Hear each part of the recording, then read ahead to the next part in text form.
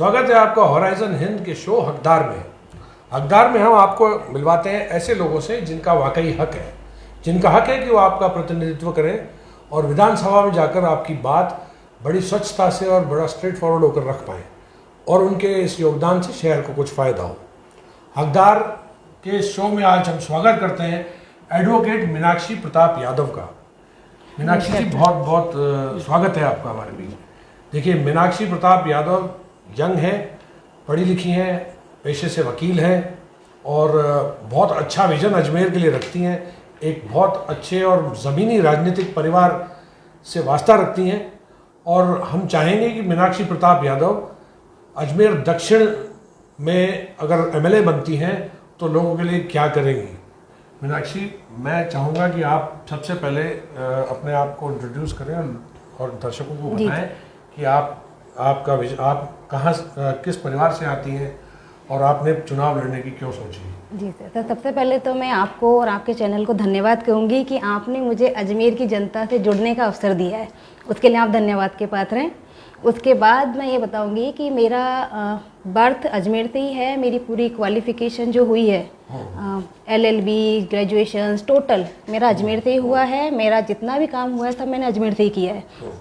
मैंने प्रैक्टिस की है सेशन कोर्ट में और उसके बाद मैंने कॉम्पिटिशन भी फाइट किया है जुडिशरी के 2 बार मैंने कॉम्पिटिशन फाइट किया था, पर उसमें नहीं हुआ। तो कहते हैं ना कि कंपटीशन में ज़रूरी नहीं कि सबका सिलेक्शन हो जाए, तो इसलिए फिर मुझे लगा कि शायद भगवान ने मेरे लिए कोई अलग फील्ड चुनी है। अब उस फील्ड में मैं अपने कानून का ज्ञान जनता तक कैसे पहुंचाऊं, अपने कानून के ज्ञान को जनता के लाभ के लिए कैसे इस्तेमाल करूं, तो उसके लिए मुझे लगा कि सबसे अच्छा प्लेटफॉर्म अगर कोई है तो वो राजनीति है, क्योंकि राजनीति से मैं जन जन तक पहुंच सकती हूँ। और राजनीतिक बैकग्राउंड मेरा ये है कि मेरे दादाजी सन 1955 से 75 तक एक्टिव कार्यकर्ता रहे कांग्रेस के। हाँ, भिक्की राम जी जी। उसके बाद 70-71 से मेरे पिताजी कांग्रेस के विभिन्न पदों पर रहते हुए पार्षद भी रहे, मनोनीत पार्षद भी रहे हैं, देवस्थान विभाग के अध्यक्ष सदस्य भी रहे, श्रीमान प्रताप सिंह यादव जी। तो वो विभिन्न पदों पर रहते हुए एक्टिव कार्यकर्ता रहे हैं, यहाँ के बहुत अनुभवी और बहुत पुराने राजनीतिज्ञ हैं। और मेरी माताजी श्रीमती तारा देवी यादव, वो 3 बार पार्षद रह चुकी हैं। 75 से वो भी एक्टिव रही हैं, वो यूथ कांग्रेस में भी रही हैं, वो महिला कांग्रेस में भी रही हैं। उसके बाद मेरे जो बड़े भाई हैं वो सेवा दल में रहे हैं। हाँ जी, गजेंद्र सिंह यादव वो सेवा दल में रहे। और उसके बाद मेरे जो छोटे भाई हैं देवेंद्र सिंह यादव, वो राजीव गांधी यूथ ब्रिगेड के अध्यक्ष रहे हैं, यूथ कांग्रेस में रहे हैं, वो विभिन्न पदों पर रहे हैं। नहीं, मैं संगठन में रही हूँ। मैं एक्चुअली कॉलेज टाइम से ही एक्टिव थी। धर्मेंद्र मेघवंशी जी का जो इलेक्शंस वगैरह थे तब मैंने कॉलेज में एडमिशन लिया था और उनकी कैंपेनिंग वगैरह भी संभाली थी उस टाइम मैंने। उस टाइम मैं NSY में एक्टिव रही थी एज अ मेंबर। उसके बाद मैं विधि प्रकोष्ठ के अंदर सेक्रेटरी के पद पर रही थी, फिर महिला कांग्रेस के अंदर सेक्रेटरी के पद पर रही और एट प्रेजेंट मैं उपाध्यक्ष हूँ महिला कांग्रेस की। जी। आप मुझे ये बताओ, आपको ये, क्योंकि आपने राजनीतिक माहौल जीवन भर अपने परिवार में देखा है, तो अजमेर दक्षिण में आपको सबसे मोटी समस्या एज अ यंग लीडर या युवा नज़रिए से, आपने इतने सालों यहीं के रहे हो, यहीं पढ़े हो, यहीं पूरा सर्किल है, तो आपने ये सबसे प्रमुख समस्या आपको क्या लगती है दक्षिण में? सबसे ज़्यादा सीरियस प्रॉब्लम क्या है? अजमेर दक्षिण की सबसे प्रमुख समस्या तो बारिश का पानी जो घरों में और मोहल्लों में जो भर जाता है ना, एक बारिश होते ही अजमेर दक्षिण की आधी जनता पानी से भरे हुए घरों में रहने को मजबूर हो जाती है।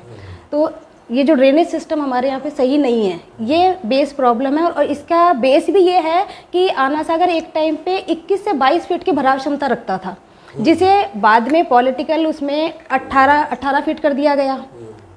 अपने योजनाएं बनती हैं उनके अंतर्गत 18 के बाद आज की तारीख में वो 13 फीट है। अब 13 फीट है, उसमें जरा सा पानी आते ही वो ओवरफ्लो हो जाता है। ओवरफ्लो होते ही सड़कों पे पानी भरने लग जाता है। तो इसका एक ये इलाज करवाना चाहूँगी मैं कि मैं ये कोशिश करूँगी कि इसकी भराव क्षमता को कम से कम वापस 18 फीट पर पहुँचाया जाए और इसकी जो बाउंड्री वॉल्स हैं आना सागर की, इन्हें थोड़ा ऊंचा किया जाए कि जिससे आम जन को तकलीफ ना हो।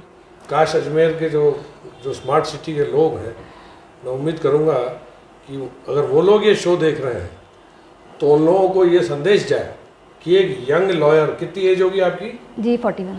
है ना, 40 साल की एक यंग लॉयर बच्ची के दिमाग में ये चीज़ आ सकती है कि अनाज सागर की इस भराव क्षमता को बढ़ाकर लोगों को डूबने से बारिशों में रोका जा सकता है। अगर एक 40 साल के व्यक्ति के मन में ऐसी चीज़, ऐसा आइडिया आ सकता है, तो ऐसा आइडिया क्यों नहीं आया उन लोगों को? मतलब मैं उम्मीद करूँगा कि इस इंटरव्यू से कम स्मार्ट सिटी के लोग जिनकी वजह से ये हुआ है, वो इस चीज़ से सीख लें या महसूस करें इस चीज़ को कि एक आम आदमी कितना गहराई से और सॉल्यूशन दे सकता है इस चीज़ का, जो सॉल्यूशन ये लोग नहीं कर पाए हैं।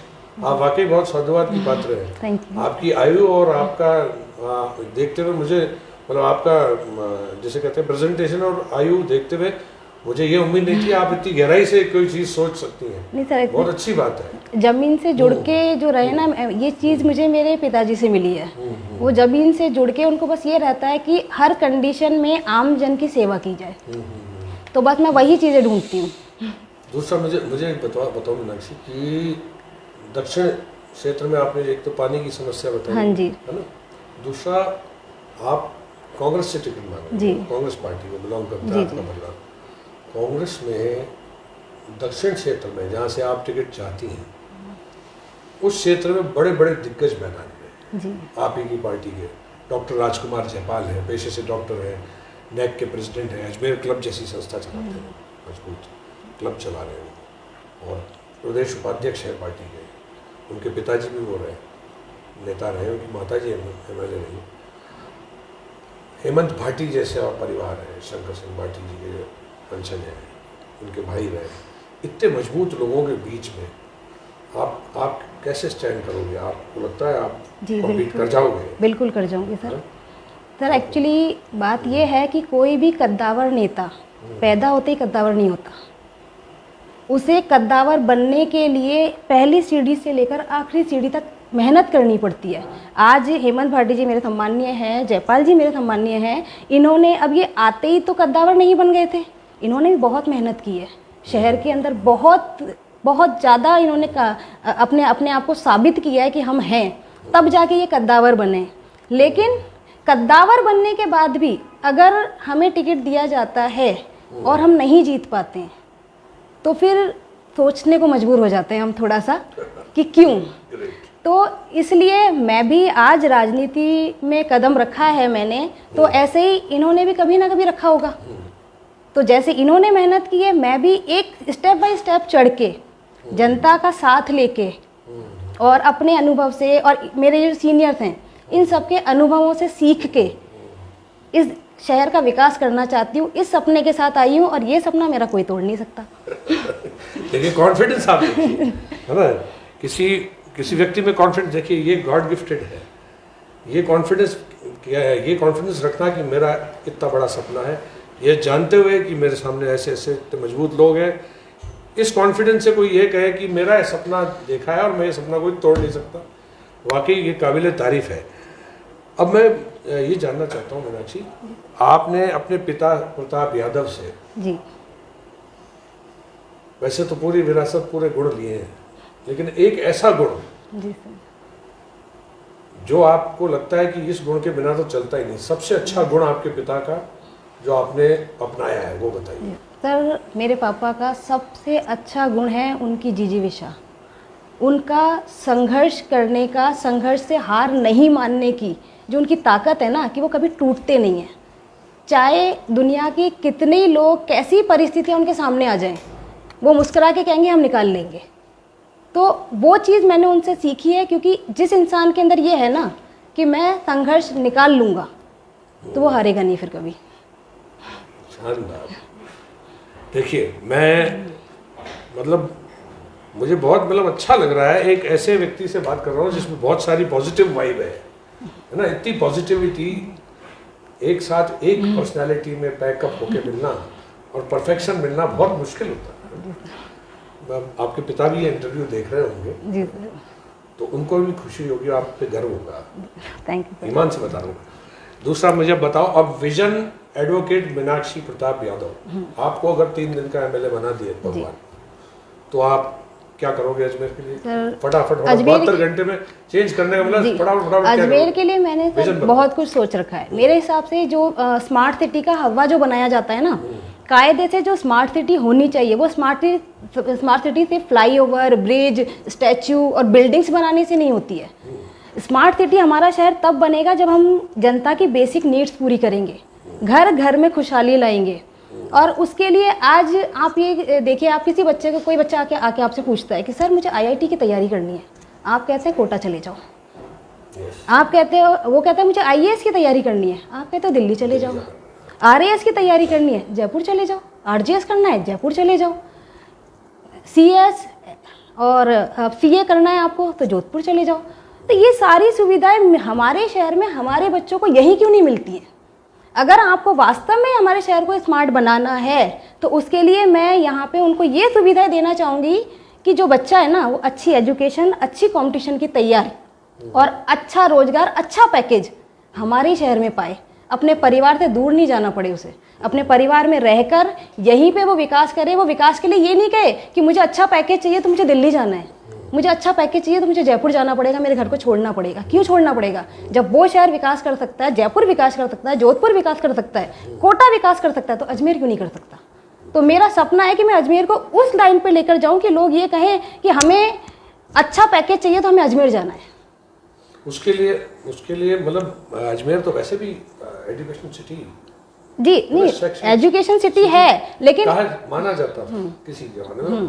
पिछले कुछ सालों में डिटोरेशन सा दिखा है, उसमें सुधार के लिए क्या करना चाहिए आपके? उसमें सुधार आपके विजन पे, मतलब विजन पूछ रहा हूँ। जैसे ये एजुकेशन सिटी का एक प्रारूप बहुत अच्छा जी जी जी इस जमाने में शैक्षणिक सिटी, उसमें जो डिटोरेशन आया पिछले 20 साल, उसको सुधारने के लिए आप सर उसमें सुधार के लिए शिक्षा पद्धति जो है ना, उसमें हमें बहुत सारे आमूलचूल परिवर्तन करने पड़ेंगे। जो शिक्षा पद्धति हमारी जो बनी हुई है, इसमें आज लोगों के दिमाग में ये हो गया है कि प्राइवेट स्कूल में बच्चा जाएगा तो अच्छा करेगा, गवर्नमेंट स्कूल में भेजेंगे बच्चे को तो टाइम वेस्ट हो जाएगा।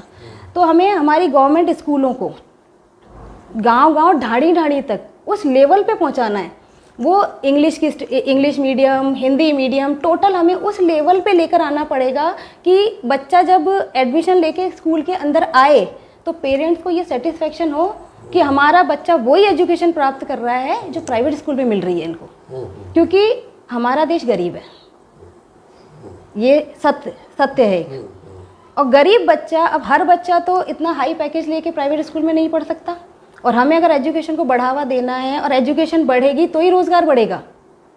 और इन सारी चीज़ों को देखते हुए हमें हमारी शिक्षा पद्धति को मजबूत करना है। तो गवर्नमेंट को ये काम करने पड़ेंगे कि आप छोटे से छोटे गली मोहल्ले तक भी आपकी स्कूलों का वो हाई लेवल होना चाहिए कि जिसमें बच्चा उच्च शिक्षा प्राप्त करके और अच्छे से बाहर निकले। आज गाँवों के अंदर आज भी देखा जाए ना तो टेंथ के बाद बच्चों को बाहर जाना पड़ता है पढ़ने के लिए।